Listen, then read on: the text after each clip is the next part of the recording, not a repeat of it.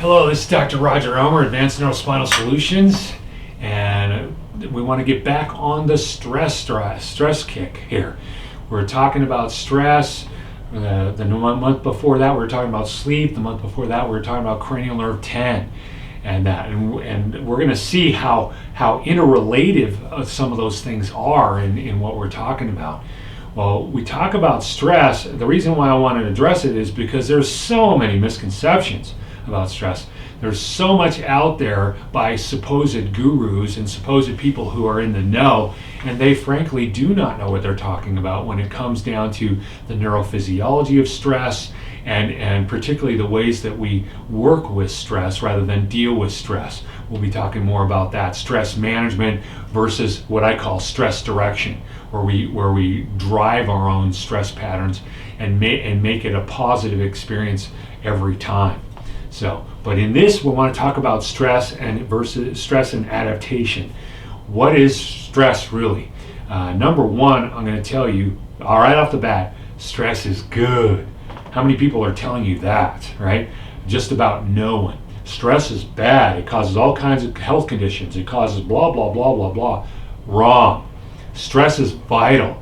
The stress of gravity maintains the shape, density, strength, and resiliency of your structure, your skeletal structure. Every cell in your body gets demand on the cell walls, and it causes it to get tough.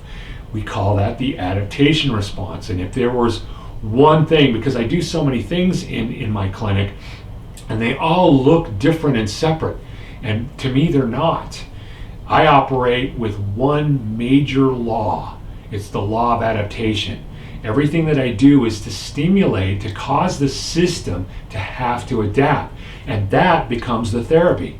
If I want to change, if I've got somebody with a severe head forward posture, I put a weight on their forehead, and they adapt to that new stress and cause themselves to be in a better posture.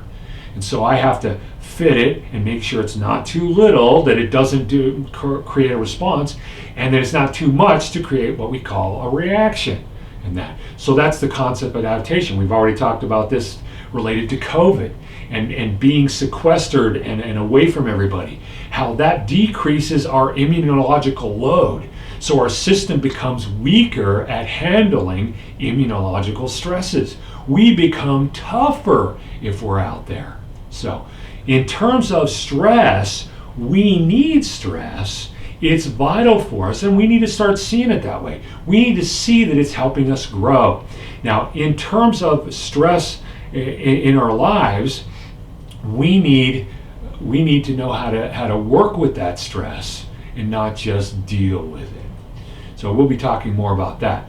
But I define stress as anything that puts a pressure in some way on your system, your body, your brain, your emotions, whatever we want to describe it, and forces it to have to respond or adapt. That adaptation shows us that we truly had stress, enough of stress to cause it to have to change. So that's a stress definition in a nutshell. Thank you. This is Dr. Roger Elmer, Advanced Neurospinal Solutions, and we're here when you're ready to take your life back. Thank you.